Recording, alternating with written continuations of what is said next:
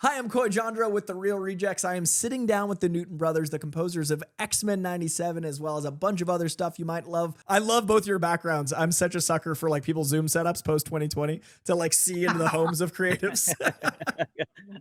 Mine's just a green screen. I'm actually on the beach in Hawaii right now. You actually don't play instruments. You're like, this just looks good for the Yeah, there's brand. no instruments. This is all fake. Yeah. Well, I'm going to dive right in. I really appreciate what you guys have done for this property. This might be the most iconic sound in Marvel, and it's insane to think about that. Like, Marvel's become this force, but when you think of Marvel, X-Men has maybe the most iconic sound design. What was it like for the pair of you to come into something that already has so much behind it? Yeah. I mean, it's it was a big jump, like not a big jump, but it's just like there's a lot to take on. And I think that like from the get-go, it starts with terror, and then that terror like moves into excitement, and then the excitement yields more terror, and the terror fuels like more exploration. And all of those things come together, I think, in a very like fruitful way that sort of yield where we landed with just this sort of like there's so many things from 8-bit to shredding guitars to orchestra and choir to analog synths, plug-in synths, digital synths. It's just like everything. And that's that was sort of a tricky process, because usually a film or a TV show is like a sound, and you get the sound and it's like, okay, we're featuring like a cellist within an orchestra and a bass synthesizer and then some other things, like, and it's like that's the palette and go. This is just like everything, literally everything all the time. And it's like, if at any moment like we were, you can never get stale, because the story's not stale, the animation's not stale. So for us, it was about, I mean, it's partially why I have my setup the way I have it set up. So it's just like, I don't have to set something up to go for a new sound. It's just like, what happens while I'm sitting here on the phone playing this? Like, oh, that's a sound. I should use that and that. And it all sort of comes together in what you have, heard in these first four episodes. And you mentioned Terror, and I love your work with one of my favorite voices in Terror, Flanagan. I see a Doctor Sleep in the background. You guys work with Flanagan a lot in the genre content space of horror, but also in the genre content space of comic books. You did work on Avengers, and I got to know, is there love for comics to you personally that you're bringing to this world of X-Men?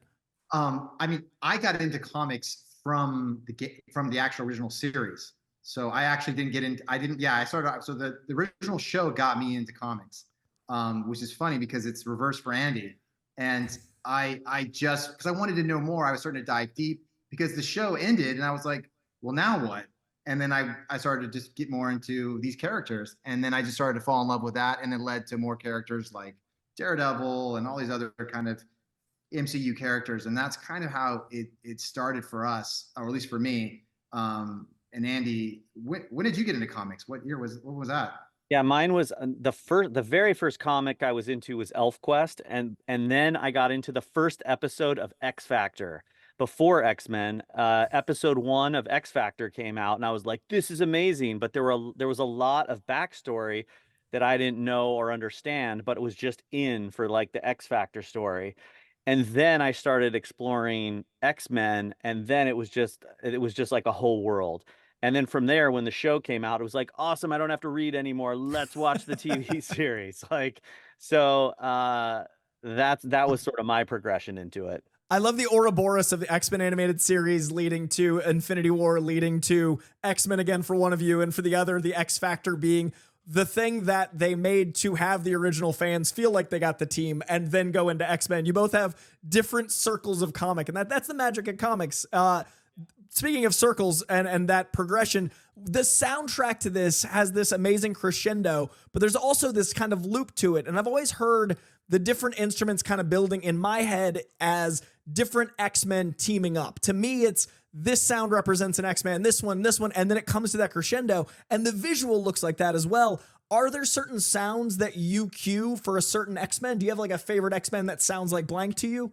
Oh, That's a good great question. question. Yeah. What do you think, Taylor? What would Um, that? I, I think, well, I agree with you though, definitely with the theme song.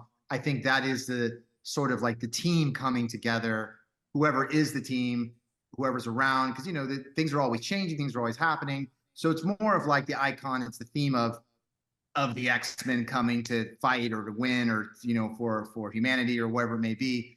And I think we ended up using definitely certain motifs and in some cases sounds that turn into themes for certain characters. Like we use like some bending metal for Magneto that you'd hear a little bit of it, and then all of a sudden his theme would start.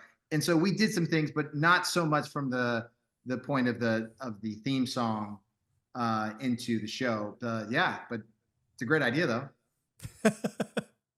I also love that you played around with the score and made it your own. Like there's reverence for the score, but you've clearly modified and enhanced. And I love when you sneak in pieces of composition to other scenes that are really subtle. And then this week in particular was a little less subtle, which I enjoyed. The 16-bitification of this sound design and the 8-bitification of the sound design. What was it like to play with someone else's composure and then to make it your own, but using old school sound design? We talked a little at the beginning, but like, what tools did you use to make that 8-bit? I mean, we used the tools that we would normally get fired for using in that episode. Like, it was all the things that, like, the sounds that are really fun, like the 8-bit, all of that.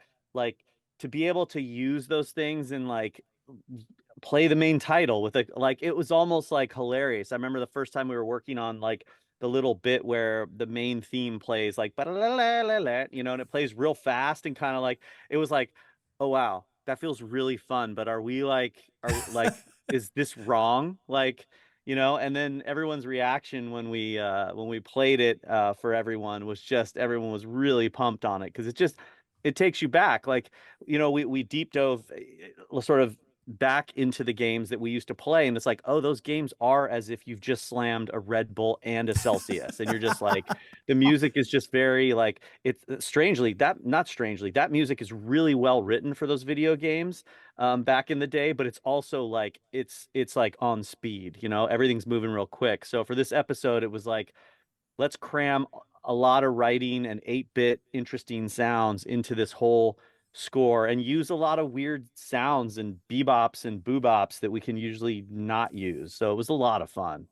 I work with the Bleeding Fingers guys over at Hans Zimmer, and they play with really inordinate machines and instruments, and they've got like the craziest things they just make sound of. And they always talk about translating the visual to a sound. And that's always been like alchemy to me. Like, you guys making music, I can't even read it, much less just make a sound. When you have a visual medium like an animated series or a comic, how does that translate from like, I see this, now let's make this, I know I have these things at my disposal, and then reaching outside of the normal things? How do you translate? What's the math for you? I think what works well is having a good pieces and a good palette of sound that's working well for the characters. So early on, you just tackle the characters based off script, or in this case, also early animatics, and obviously conversations with the creatives and the showrunner, and you sort of figure out what it is that character is and that sound or the team is. And then from there, you can start sprinkling extra things or unique sounds that might be odd or not heard before, or that's accustomed to that particular character. And then when you get to a sequence like the video game episode, then like, cool, now you have something you can work with. You have the Magneto theme that's in that episode, and then now we're doing an 8-bit version of that, so we can take all the, you know, the notes and the melodies and run it through things. And so I think it allows a good building blocks to start, and that's kind of how we approach it. Well, it is a magic show. You may have gotten to play with the most nostalgic sound of all time and enhanced and made it your own. So I really, really appreciate all the work you've done. And I love to know that you love these characters as much as we do, and it shows. So thank you so much, guys. Oh, thank you, Coy. Thank you so much. We appreciate you. Have a great one, guys. Keep up the great work. Thanks a lot. Cheers.